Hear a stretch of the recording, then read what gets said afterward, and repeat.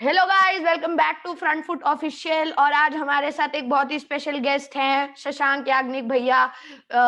Sports यारी से India के टॉप स्पोर्ट्स या क्रिकेट चैनल्स में से एक कह सकते हो आप। इनके 2.5 लाख सब्सक्राइबर्स हो चुके हैं ऑलरेडी 2-3 महीने में ही। और मैं इनके चैनल का एक बहुत बड़ा फैन हूँ। मेरे को इनका चैनल बहुत मतलब जिस दिन इनका वीडियो नहीं आता मैं कहता हूँ भाई ये क्या है, पूरे दिन फालतू रह गया। तो आज we are very honoured to have Shashank भैया विद अस। एंड हम उनसे कुछ क्रिकेट के बारे में सवाल पूछेंगे, इनकी लाइफ के बारे में सवाल पूछेंगे।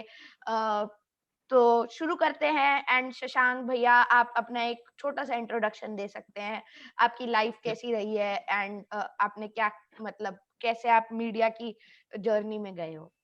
मैं सबसे मैं पहले उसके तो हाँ, हाँ बताइए हाँ, बोलिए बताइए। बोलिए बोलिए, आप बोलिए बोलिए, न- क्या बोल रहे थे? हाँ, मैं ये बोल रहा था, आप तो अपनी मतलब जैसे इंट्रोडक्शन बोलते हैं वो देंगे। पहले तो आपको स्वागत फ्रंट फुट पे। और रोज सुबह खबर है अखबार हम देखते हैं। अभी मेरा पहले आपको दो क्वेश्चन है, उसका एक साथ जवाब देना। पहला चीज आपकी जर्नी के बारे में बताएंगे।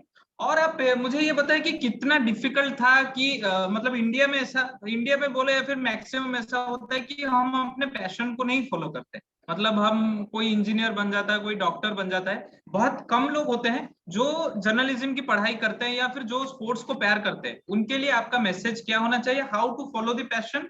और जब किसी दुविधा में आप होते हो कि यार मुझे पैशन को फॉलो करना है या फिर मैं जो कैरियर में पढ़ाई किया हूँ उसके ओर जाना है। क्योंकि लाइफ में एक स्टेज आता है बहुत लोगों में कि यार मैं जो अभी परस्यू कर रहा हूँ, क्योंकि मेरे धीरज सर से बात हो रही थी, वो बोले कि मुझे ये फॉर्मेलिटी ज्यादा पसंद नहीं है, ये बेल्ट टाई पहनकर जाना और प्राइवेट सेक्टर कॉर्पोरेट सेक्टर में काम करना वो अच्छा नहीं लगता है। तो आपकी उनसे वही सेम राय है या फिर आप डिफर करते हैं? और बाकी जैसे मैंने आपको पूछा, आपका इंट्रोडक्शन और कैसे हम पैशन को परस्यू कर सकते सबसे पहले तो अर्नव ने जो बोला भाई, वो चैनल सिर्फ मेरा नहीं है, मैं तो उसका एक पार्ट हूँ बस। वो हम सबका चैनल है, वो आप सबका चैनल है जो आप प्यार देते हैं, और उसकी वजह से ही शायद मैं आज आपके साथ में अभी यहाँ पर बैठा हुआ हूँ। तो एक बात तो ये। दूसरी बात की जर्नी कैसे शुरू हुई। क्रिकेट शुरुआत से खेलता रहा हूँ मैं, क्रिकेट के अलावा बैडमिंटन भी मैं खेला हूँ, और साथ में टेबल टेनिस भी खेला हूँ मैं, चेस भी खेला हूँ मैं, और प्रोफेशनली खेला हूँ मैं सारे ये स्पोर्ट्स। तो मुझे ऐसा था कि अब मैं अपनी लाइफ में जो बेस्ट चीज कर सकता हूँ वो यही कर सकता हूँ कि अब मैं स्पोर्ट्स में आ जाऊँ। अब स्पोर्ट्स में आने के लिए क्या है, अब तो आप लोगों के पास में किसी पे डिपेंडेंट होने की जरूरत नहीं है, आपके पास अपना प्लेटफॉर्म है, आप जब चाहो तब अपना यूट्यूब चैनल शुरू करके अपनी जो भी कुछ आपका थॉट है या जो भी कुछ काम है आपका, वो आप दुनिया को दिखा सकते हो। लेकिन जब हम लोग अपने करियर शुरू कर रहे थे तब इतना ज्यादा प्राइम पर नहीं था यूट्यूब, इसके बारे में ज्यादा पता भी नहीं था। तो इस तरह से करियर शुरू हुआ, जॉब लगी, पहले स्ट्रगल हुए, सैलरी नहीं मिली, काम करा, तो ये सारी चीजें रही। मीडिया इंडस्ट्री में थोड़ा सा ऐसा रहता है, थोड़ा स्ट्रगलिंग फेज रहता है, और उसके साथ में जो सारी चीजें रहती हैं फिर आपके सब कुछ चलता रहता है। जो आपने क्वेश्चन किया था, पैशन को फॉलो किया जाए या फिर पैशन से हट करके कुछ और परस्यू किया जाए, तो मेरे इनिशियल फेज में तो देखो, मेरी सबको ये एडवाइस है कि अगर आपका कुछ पैशन है तो इनिशियल फेज में आप कुछ साल दे दीजिए। आप कुछ साल कहीं पे भी घुसने से पहले ना एक विजन बहुत क्लियर होना चाहिए आपका कि आपको ये करना है, ठीक है? तो आप कुछ साल दीजिए अपने पैशन को लेकर के कि भाई सपोज मेरा ये पैशन है, तो मैं अपने पैशन के लिए 2 साल लग करके मेहनत करूंगा। अगर मैं कुछ अचीव अच्छा कर पाया तो फिर मैं इसको कंटिन्यू करूंगा, अगर नहीं अचीव कर पाया छोड़ूंगा नहीं मैं इसको, लेकिन कुछ ऑल्टरनेटिव अपने साथ में लेकर के चलूंगा। तो एक अच्छी एडवाइस तो मेरी तरफ से तो मैं इसको अच्छा ही बोलूंगा, ये फॉलो सबको करना चाहिए। दूसरी चीज ये कि अगर आप अपने पैशन को शुरुआत से फॉलो नहीं करोगे तो फिर आप काम कर रहे हो, पैशन को फॉलो करोगे तो वो आपको काम जैसा नहीं लगेगा अपना, है ना? तो एक ये चीज रहती है। लेकिन पैशन के साथ भी, पैशन फॉलो इंसान लंबे समय तक तभी कर पाता है जब उसको मोटिवेशन रहे, ठीक? मेरे साथ में जो और भी लोग हैं, बहुत बहुत लोगों के साथ में सिचुएशन रहती है कि काम करने की ललक सब में रहती है, पैशन सब अपना फॉलो करना चाहते हैं, लेकिन उनको मोटिवेशन नहीं मिलता है, या फिर आप बोल सकते हैं कि उस तरह से उनकी इनकम नहीं हो पाती है, अर्निंग नहीं हो पाती है, और रिस्पॉन्सिबिलिटीज फिर एक समय पर आकर के बहुत ज्यादा हावी हो जाती है। तो उसको लेकर के लोगों को अपने पैशन से अलग हटना पड़ता है। तो मैं ऐसा नहीं चाहूंगा कि किसी को भी अपने पैशन से हट करके अलग जाना पड़े। लेकिन आजकल तो पूरा यूट्यूब आ गया है, पूरा सोशल मीडिया है, सिर्फ आपका एक वीडियो आपको वायरल करके आपको स्टार बना सकता है। तो कंटिन्यू करते रहें, और जितनी जल्दी आप अपने पैशन को फॉलो करना शुरू कर देंगे उतना आपके लिए बेहतर होगा। Yes, okay sir. Sir moving on, sorry भैया, मूविंग ऑन, मेरा ये आपसे सवाल है कि आप एक चैनल में थे जो कि बहुत ही सक्सेसफुल चैनल है, उसके बाद आप और एक चैनल में आए जो कि अभी सक्सेसफुल हो रही है, मतलब बहुत मतलब उसको प्यार मिल रहा है। वहां से यहाँ तक की जर्नी अगर आप मतलब कम टाइम पे बता सकते हैं, हालांकि वो तो बहुत लंबा सफर है, लेकिन वहां से आपको सीखने को क्या मिला, वहां पे क्या एक्सपीरियंस था, किससे ज्यादा सीखने को मिला, और यहाँ पे आपके अभी जो चैनल में आप मेंबर है, व्हाट इज द डिफरेंस या व्हाट इज द सिमिलैरिटी, क्या क्या आपको सीखने मिला और कैसा एक्सपीरियंस था? देखिए, सीखने वाली जो बात है ना, सीखने के लिए अगर आप किसी से कुछ सीखना चाहोगे ना तो आप सीख सकते हो। वो आप एक Exactly. इंसान से भी सीख सकते हो, आप एक जानवर से भी सीख सकते हो सीखने के लिए। हम्म, ठीक है, तो हम्म, सीखना आपको क्या है और किससे है, ये आपके ऊपर रहता है। आप exactly. अपनी ऑब्जर्वेशन है, आप किसी को देख करके भी कुछ भी सीख सकते हो। ठीक है, तो सीखने वाली बात तो ये रही। और सबसे ज्यादा जो सीखा मैंने, वो सबसे ही सीखा, विक्रांत सर से भी सीखा, राहुल सर से बहुत ज्यादा क्लोज मैं हूँ, अभी भी हूँ। और राहुल सर ने हर चीज में सपोर्ट किया है, हर तरह से। जब मतलब जब मैं उस जगह पर पहुंचा भी नहीं था, राहुल सर से टच में था, विक्रांत सर से भी टच में था, लेकिन राहुल सर के साथ में क्या है कि जब वो बात करते तो ऐसा लगता है कि यार एक बड़ा भाई बात कर रहा है, एक आपका शुभ चिंतक बात कर रहा है। तो हम्म, उस लिहाज से राहुल सर के साथ में रहता है, और वैसे ही आज भी राहुल सर के लिए रिस्पेक्ट है मेरे दिल में। और मनोज है, धीरज भाई हैं, हम सब लोग एक ही एज ग्रुप के हैं लगभग लगभग। मनोज और मेरा हम्म, तो डेट ऑफ बर्थ भी, ईयर भी सेम है। ठीक हम्म, है, तो उसके बाद भी क्या रहता है कि जैसे अर्नव और आप हो, दोनों हम्म, हो एक चैनल में, एक जगह पर काम कर रहे हो, तो क्या है, कंपटीशन की फीलिंग आ जाती है, यार ये अच्छा कैसे कर रहा है मुझसे, ये अच्छा कैसे कर रहा है मुझसे, यार मैं इससे और बेहतर कैसे करूं, इससे और क्या हो जाए। तो ये वाली जो फीलिंग्स थी ना, जो हेट्रेट वाली फीलिंग, आप इसको एक तरह से बोल सकते हो, कि ना तो धीरज भाई, मनोज मेरे अंदर, रोहित, किसी के अंदर भी नहीं थी। ठीक है, मनोज किसी का इंटरव्यू कर रहा है तो दिल से खुशी होती थी। मुझे अच्छे से याद है, एरॉन फिंच का मनोज ने इंटरव्यू किया था, तो दिल से मुझे उसके हम्म, लिए इतनी खुशी हुई थी कि यार बहुत बड़ी चीज, मतलब ये मनोज, यूजुअली क्या रहता है कि रिपोर्टर्स जो रहते हैं उनके कॉन्टेक्ट्स बनते हैं, तो वो फिर इंटरव्यूज करते हैं। मनोज ने शुरुआत से एक जगह पे बैठ के काम किया, एक ऑफिस में बैठ के काम किया, उसके बाद इतना सब अचीव कर रहा है, ये देख करके बहुत खुशी होती थी अंदर से। तो ये सारी जो चीज थी ना, ये जो एक फीलिंग थी कि दूसरे की सक्सेस से अपने को अच्छा महसूस होना, एग्जैक्टली। इस वजह से ही आज हम लोग सब एक साथ। तो एक ये बहुत बड़ी चीज है, और एक ये बहुत इंपॉर्टेंट चीज भी है अगर आपको किसी के साथ काम करना है। आप स्पोर्ट्स थ्योरी में हमने बहुत बार देखा है कि कुछ भी कुछ अच्छा होता है केक काटने के लिए, मतलब सुशांत सर केक ले जाते हैं, मतलब हर चीज में मतलब केक का ये होता है, तो उस के बारे, केक स्टोरी के बारे में बताइए, इतना केक से प्यार लगाव क्यों? मतलब हमने 150K में देखा था, 175K में देखा था, और धीरज भाई ने मुझे ये भी 183 बताया था के में छोटी भी, छोटी कि खुशियों को कपिल देव आप, ने 183 मारा था हाँ, इंडियन। और कोई भी इनमें से अगर कोई वापस आता है, मतलब अगर कुछ लंबे टाइम के लिए अगर गए हैं, उनको सेलिब्रेट करते हैं ये लोग मिलके, मतलब एक फैमिली का माहौल रहता है, केक काटते हैं, छोटी छोटी खुशियां को वो सेलिब्रेट करते हैं। तो इसके बारे में, उस एक्सपीरियंस के बारे में, उस मोमेंट्स के बारे में थोड़ा बताइए। और एक वीडियो मैंने देखा था, आप सब मिलकर मतलब बाल काट रहे थे कोविड हम्म। के टाइम, शायद उससे पहले, मतलब वो अच्छा लगता है जिम में आप सब जाके, कभी कभी नाच गाना हो जाता है, सुशांत भैया कभी कभी WWE का बैकग्राउंड म्यूजिक चला के मतलब उनके पोजेस देखते हैं, तो वो सारी चीजें मैं देखता हूँ, वो बहुत अच्छा लगता है। वो उस माहौल के बारे में थोड़ा बताइए। ये देखो, मैं फिजिकली तो वहां पर प्रेजेंट हूँ नहीं, हाँ, तो फिजिकल, हाँ। वो सब चीजें तो मैं भी मिस करता हूँ। लेकिन क्या है कि जो शुरू हुआ था ना, वो पूरी जो सारी चीजें हम लोगों ने या तो ऑब्जर्व करी थी या फेस करी थी, आप एक तरह से बोल सकते हो। तो हम लोगों का ये था कि यार जो भी काम कर रहे हैं साथ में, किसी भी एक जने को ऐसा फील नहीं होना चाहिए कि यार मेरे को इन्होंने मिस कर दिया है, मेरे को राइट। उतनी इंपॉर्टेंस नहीं मिली, या फिर ऐसा रहा। तो इसी वजह से छोटी छोटी खुशियां भी जो रहती है ना, वो सबके साथ मिलकर के सेलिब्रेट करने की कोशिश रहती है। दूसरी चीज, जो केक वाले आप बात पूछ रहे हो, मेरी पर्सनली इस बारे में बात नहीं हुई है कि भाई ऐसा क्यों रहता है, लेकिन मेरा मानना ये है कि जिस तरह से शुरू हुआ, जिस तरह से सबने मेहनत करी लग करके, आप लोग बिलीव नहीं करोगे अगर आपने वीडियो मिस कर दिया वाला, आप जाकर के देखिएगा।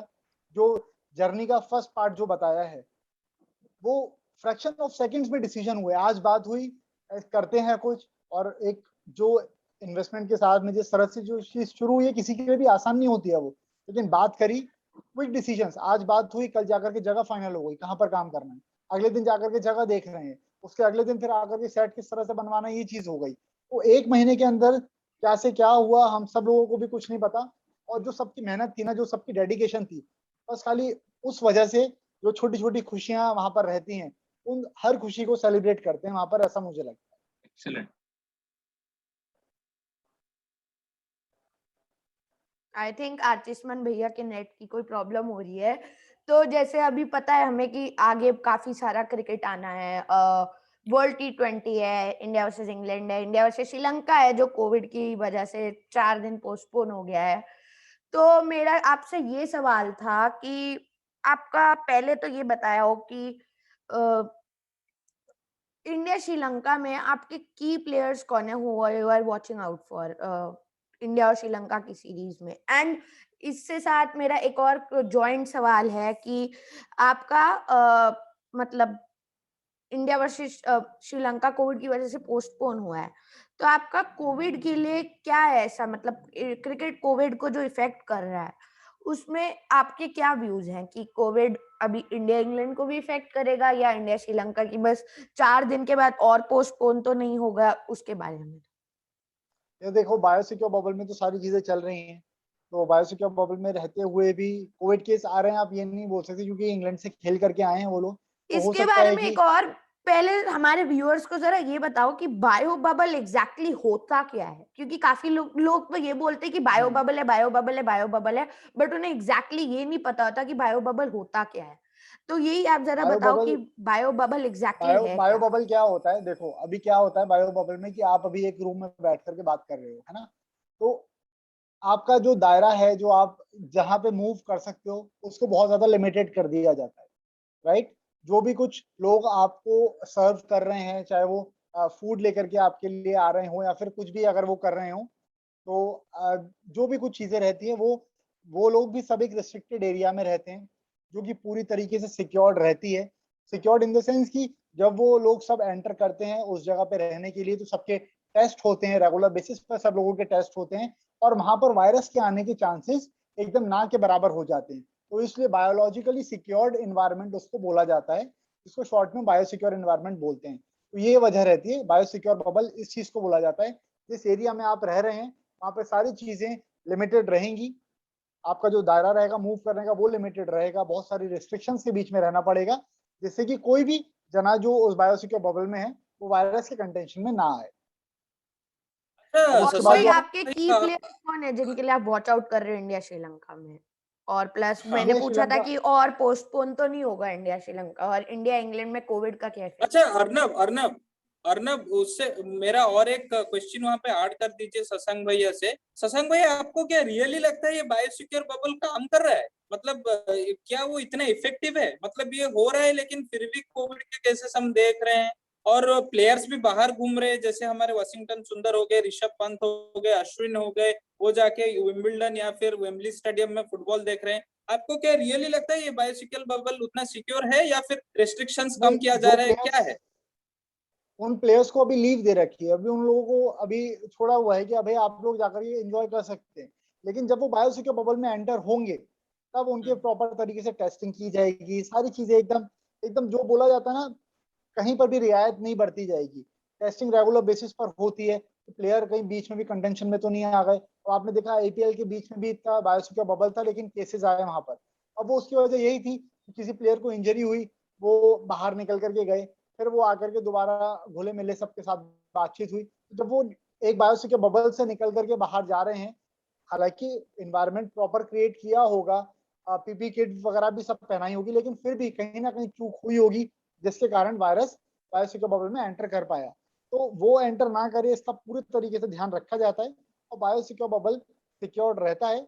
बस बात वही है कि अब आप हैं, मैं हूं यहाँ पर, तो ये एक पर्सनल डिसीजन भी रहता है कि मेरे को पता है कि यार वायरस का डर है, तो मैं कहीं बाहर ना जाऊं, मैं किसी से बाहर ना मिलूं। अब अगर मैं सेफली रहूंगा तो ऐसा नहीं है ना कि इंडिया में जितने लोग हैं सबको कोविड हो चुका है, बहुत लोग प्रिकॉशंस भी ले रहे हैं, और जो प्रिकॉशंस लेंगे वही सेफ रह पाएंगे। तो कौन कितने प्रिकॉशन लेता है और कितने प्लेयर्स को, कितने लोगों को प्रिकॉशन लेने के लिए मजबूर किया जाता है बायोसिक्योर बबल में, वो एक बड़ी चीज रहती है। और सेफ है, मुझे तो ऐसा लगता है। अब श्रीलंका के जो प्लेयर्स हैं, प्लेयर्स कह रहा हूँ, जो उनके सपोर्ट स्टाफ पॉजिटिव आए हैं, वो इंग्लैंड से खेल करके आए हैं। अब आने के बाद उनकी टेस्टिंग हुई या नहीं हुई या क्या रहा, उस बारे में तो अभी क्लैरिटी नहीं है, लेकिन उम्मीद यही की जा रही है, ऐसा ही सब सोच रहे हैं कि वो वहीं से वायरस को लेकर के आए होंगे या क्या रहा हो। एग्जैक्टली। प्रिडिक्शन की बात करी हाँ थी आपने सीरीज की, तो खबर यार में तो आपको प्रिडिक्शन मिलता रहेगा, खबरें सारी मिलती रहेगी। लेकिन अभी अगर बात करें तो इंडिया मुझे फेवरेट लग रही है। और जो भी प्लेयर्स की बात है, की प्लेयर्स किस किस पर नजर रहेगी, तो शिखर धवन पर एक नजर रहेगी, क्योंकि अभी तक वो फ्री खेलते हुए हैं, हमने देखा फील्ड में बहुत ज्यादा एंजॉय करते हैं, लेकिन अब उन पर कप्तानी का भार भी आ गया है।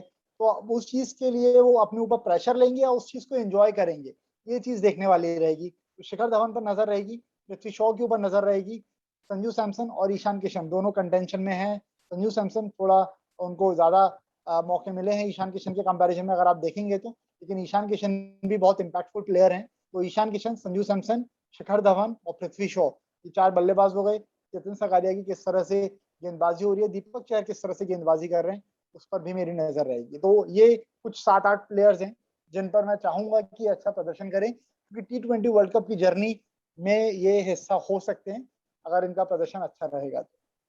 ओके सर, आपको सॉरी भैया, फिर से गलती हो गई कि आपको क्या लगता है कि हम जो एक प्लेयर को अभी टारगेट करते हैं, कभी रहाणे को, कभी पुजारा को, स्पेशली मतलब एक टेस्ट मैच जो वर्ल्ड टेस्ट चैंपियनशिप हुआ, क्या वो सही बात है? आपको नहीं लगता ये कलेक्टिव टीम एफर्ट था जो कि गलत हो गया? मतलब ये टीम गेम है, हम एक ही बंदे को उतना ये नहीं कर सकते हैं, टारगेट नहीं कर सकते। अभी भी ये आ रहे थे कि मतलब शुभमन गिल के रिप्लेसमेंट के हवाले से भी खबर आ रहे थे कि they want to try Padikkal या फिर स्टॉ। तो मतलब एक हार से ये सब, मतलब ये सोर्सेस से आते हैं या फिर इसमें कुछ सच्चाई भी है? नहीं देखिए, ये चीज तो अब सोर्सेस से जो आती है खबर, सारी खबरें तो ऐसा नहीं कह सकते कि खराब होती हैं, गलत होती हैं। राइट। सोर्सेस से खबर आती है तो वो, अब आपकी और मेरी बातचीत चल रही है, अब अगर हम्म। मैं ये इंफॉर्मेशन किसी और को दे दूं और मैं बोल दूं कि आप मेरा नाम बिना बताए इस बात को आगे आप एग्जैक्टली। कैरी कर, तो वो एक सोर्स हो गया।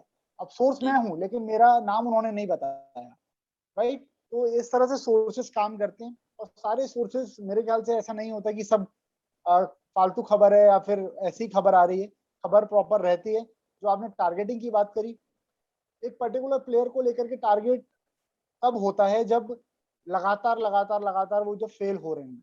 अब आप देखें जैसे कि अब केएल राहुल का ही अगर आप उठा करके देखें, तो जो उनका टेस्ट क्रिकेट में जो इससे पहले वाला जो फेज था, उसमें लगातार वो फेल हो रहे थे। आप इंग्लैंड में भी देखें तो वहां फेल हुए थे वो, ऑस्ट्रेलिया में भी वो फेल हुए थे बतौर ओपनर। तो उनके ऊपर बात करी जा रही थी, उनके ऊपर बात साथ में और भी वजहों से की जा रही थी कि उनको लगातार मौके मिल रहे हैं, फेल होने के बाद भी मौके मिल रहे हैं।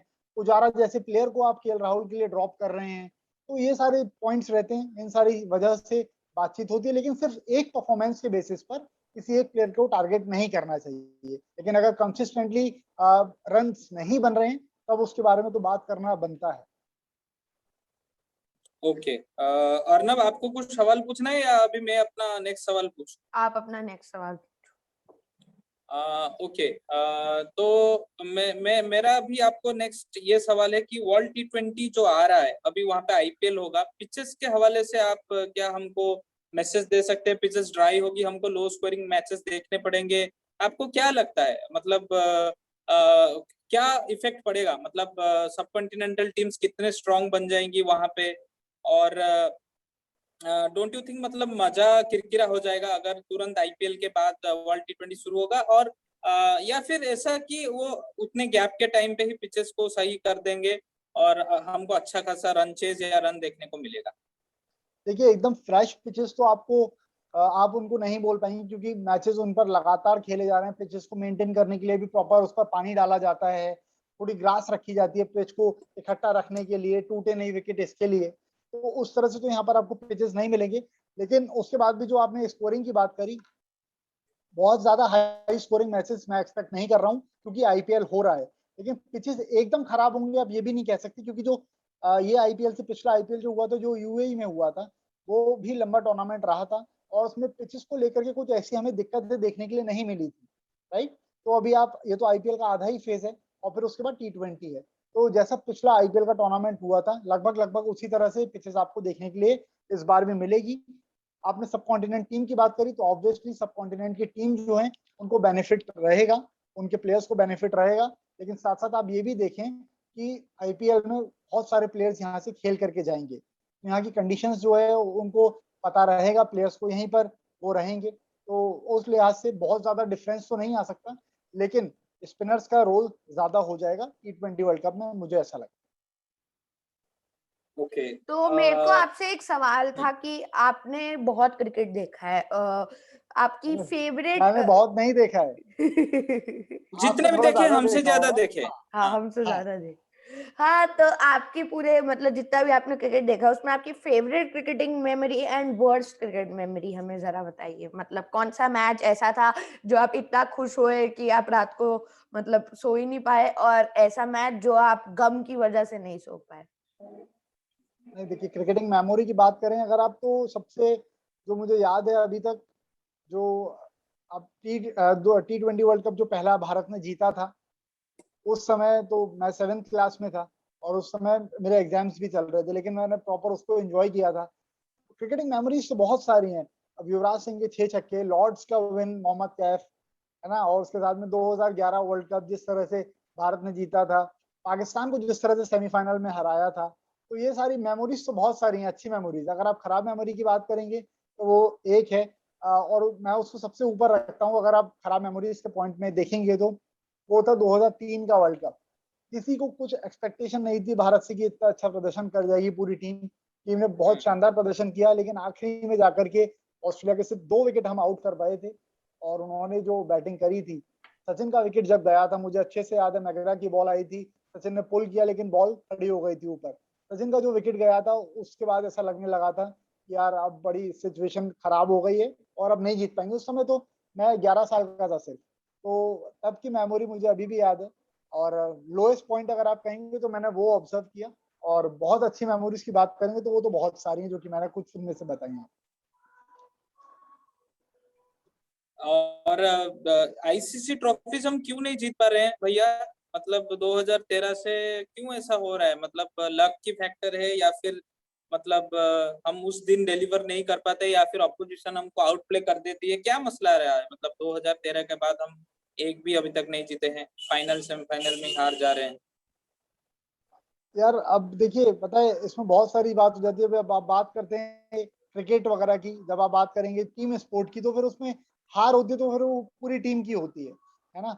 लेकिन उसमें कुछ डिसीजंस आपके वैसे रहते हैं जिसके कारण आपको परेशानी महसूस करने के लिए मिल सकती है। आप देख सकते हैं कि दिक्कत हुई है। अभी थोड़ा सा कैप्टनसी पे ना जाकर के एक टी20 वर्ल्ड कप और आ रहा है, उस पर थोड़ा सा और सबकी नजरें रहेंगी।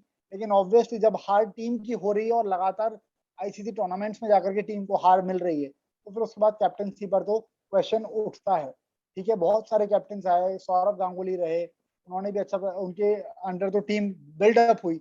वो जो टीम उन्होंने बना करके धोनी को दी थी, उस टीम से धोनी ने फिर जीतना शुरू किया। फिर वो बनी हुई टीम विराट कोहली के पास आई।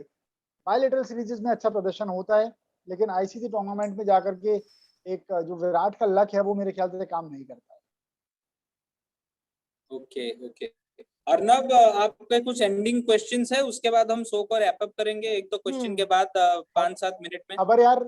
खबर यार को लेकर के आप कुछ क्वेश्चन पूछ रहे थे, हाँ मैंने पढ़ा हाँ, था। मैं हाँ ये पूछ रहा था। हाँ हाँ, हाँ ये हाँ, क्वेश्चन बिल्कुल था कि बिल्कुल, मैं खबर ये यार के पूछ लिए रहा आप था। सुबह कितने बजे उठते हो, कैसे मतलब हाँ, और इतना कहाँ से प्रेयर करते हो? मोटिवेशन लाते हैं हाँ, हमारे यंगस्टर्स को, बताइए। मैं तो उठ जाता हूँ सुबह, ऐसा कुछ मसला नहीं है, लेकिन बहुत लोग हैं जो कि 10 बजे 11 बजे उठ जाते हैं। तो आपका मतलब कैसे वो चीज मैं एडजस्ट नहीं करते उठता, हो? मैं क्या नहीं हूँ। आप ये आप इतने? 10-11 बजे जो आप बोल रहे हो उसमें आप अर्नब को टारगेट कर रहे हो, मुझे ऐसा मैं लग रहा है। नहीं उठता हाँ, दस बिल्कुल ग्यारह बिल्कुल मैं नहीं बिल्कुल। उठता 10-11 बजे। नहीं, नहीं नहीं नहीं, ठीक है, पर जो सच है, आप तो अभी शो में हो, या ठीक है। मैं 8:30 बजे स्कूल दिन में उठता हूँ, और जब नॉर्मल होता है तब भी मैं 8:30 तक उठ जाता हूँ। ऐसे ही झूठ मत बोला तो करो। अभी यार खबर यार का जो पूरा रहता है मोटिवेशन, तो यार सिर्फ आप बोल सकते हो कि जो हम लोगों की बॉन्डिंग है ना, सिर्फ वो हाँ मोटिवेशन है और कुछ भी मोटिवेशन नहीं है। ठीक है, जो मनोज से मेरी दोस्ती है, जो भाईचारा है धीरज भाई के साथ, रोहित के साथ, सुशांत सर के साथ, मैं तो अभी टीम का वहां पर तो हिस्सा नहीं हूं ना, लेकिन उसके बाद भी सुशांत सर लगातार बात करते रहते हैं, टच में रहते हैं। तो ये यही एक मोटिवेशन है मेरे लिए, और तो कोई मोटिवेशन नहीं है। और दूसरा कि स्पोर्ट्स शुरुआत से खेलता हुआ रहा हूँ, तो शुरुआत से जल्दी उठने की आदत रही थी, तो मेरा रूटीन शुरू होता है सुबह 5 बजे से। 5 बजे उठता हूँ, सबसे पहली चीज जो रहती है वो दिमाग में ये आती है कि यार फोन उठा करके देख लो कौन कौन सी न्यूज आ रखी हैं, जरूरी न्यूज क्या है, क्योंकि जब आप एक वो पूरे शो लेकर के आते हैं तो उसके लिए तैयारी भी करनी पड़ती है।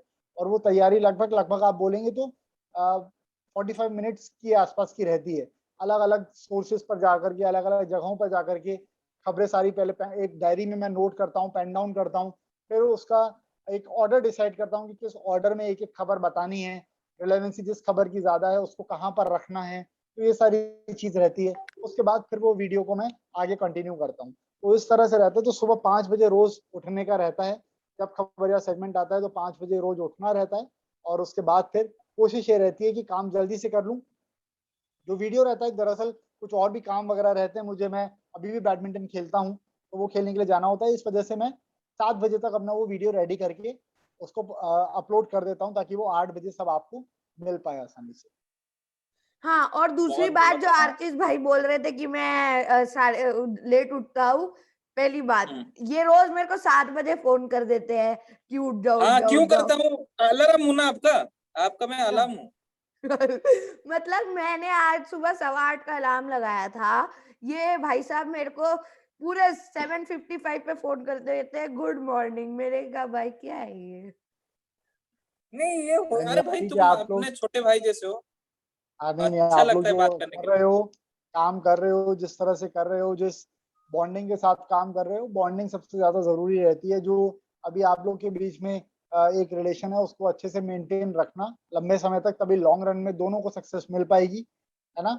और बेस्ट विशेस मेरी तरफ से आप दोनों के लिए यही है कि आप दोनों का चैनल चैनल जो है वो अच्छे से ग्रो करे। और जितने भी व्यूअर्स हैं उन सबसे यही रिक्वेस्ट करूंगा मैं कि यार सब्सक्राइब करने में कुछ नहीं जाता है। और दोनों यंग हाँ है, अर्नब तो बहुत ही ज्यादा यंग है। आप सिर्फ सब्सक्राइब करके इनके वीडियोस को देखिए, और आप जो भी आपके फीडबैक्स रहेंगे, मैं तो मेरे वीडियोस के लिए भी कहता हूँ कि आपके जो फीडबैक्स हैं आप कमेंट सेक्शन में जा करके बताइए, तो उसको इम्प्रूव करने की कोशिश मैं करूंगा। तो इन लोगों के लिए तो सीखने के लिए अभी बहुत कुछ है, बहुत सारी चीजें हैं। तो जो भी कुछ इनके वीडियोस हैं, आप प्लीज वो सारे वीडियोस देखिए, सब्सक्राइब करके रखिए, और नोटिफिकेशन की बेल भी बजा दीजिएगा, ताकि वीडियो रेगुलर तो अपलोड ये लेकर के आते रहते हैं। जो भी आपके कमेंट सेक्शन रहता है उसमें जो भी कुछ फीडबैक हो वो आप जाकर के वहां पर जरूर दीजिए इन लोगों के लिए, ताकि इन लोगों को भी मोटिवेशन रहे काम करने का।